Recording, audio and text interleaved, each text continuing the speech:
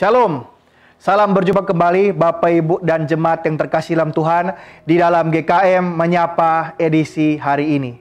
Saudara terkasih dalam Tuhan, saya rindu untuk bagikan satu bagian firman Tuhan terambil dari dalam Markus pasal yang pertama, ayat yang ke-14 hingga ayatnya yang ke-15. Demikianlah bunyi firman Tuhan. Sesudah Yohanes ditahan, datanglah Yesus ke Galilea memberitakan Injil Allah. Katanya, saatnya telah genap. Kerajaan Allah sudah dekat. Bertobatlah dan percayalah kepada Injil. Nah, saudara yang terkasih dalam Tuhan, seandainya pada suatu kali saudara sedang berjalan di suatu trotoar dan saudara melihat di sana ada seorang pejalan kaki yang sedang sibuk bermain HP sementara ia dengan buta sedang berjalan menuju suatu lubang, apakah yang akan saudara lakukan? Apakah saudara akan mendiamkannya saja? Tentu saudara sebagai manusia yang normal dan yang empatik juga, kita tentu tidak akan membiarkan atau tega melihat orang tersebut jatuh ke dalam lubang tersebut, sehingga kita pasti akan memperingatkan dia supaya dia itu bisa berhenti, menghentikan langkahnya dan berbalik arah. Dengan berbalik arah, ia bisa selamat dari bahaya yang menantinya dan berputar kembali ke jalan yang benar sampai ia bisa tiba ke tempat tujuannya dengan selamat. Nah, saudara terkasih dalam Tuhan, sesungguhnya pertobatan bisa juga diartikan sebagai demikian. Berbalik arah atau berubah pikiran itu adalah pengertian harafiah dari kata Alkitab metanoia untuk menjelaskan pertobatan. Jika kita sedang melangkah menuju bahaya berbuat dosa, kita harus berbalik arah.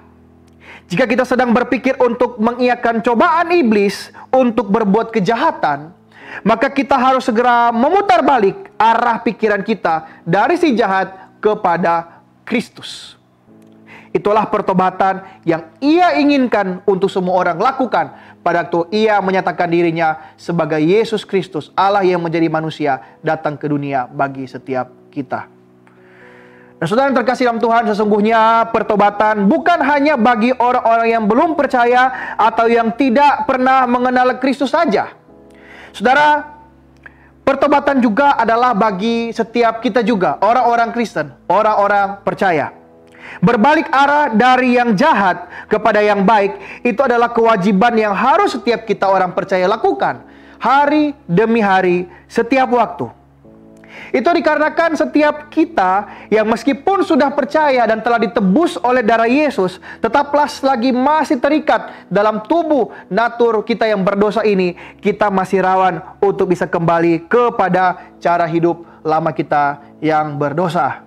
Selagi kita masih ada di dalam dunia yang lama ini, yang belum diubahkan ini, kita akan terus-menerus menghadapi peperangan, menyangkal diri dan kedagingan kita. Saudara yang terkasih, karena itu marilah kita sama-sama berjuang. Sebagai sesama prajurit Kristus, marilah kita saling bahu-membahu untuk mengingatkan dan menguatkan agar jangan sampai kita jatuh kembali ke dalam jebakan si jahat. Marilah kita juga terus introspeksi diri. Sudahkah kita bertobat dari jalan-jalan hidup kita yang lama, ataukah masih ada dalam beberapa aspek hidup kita tolak untuk berubah arah, dan akhirnya kita masih mempertahankan diri kita dalam dosa yang tidak menyenangkan Tuhan.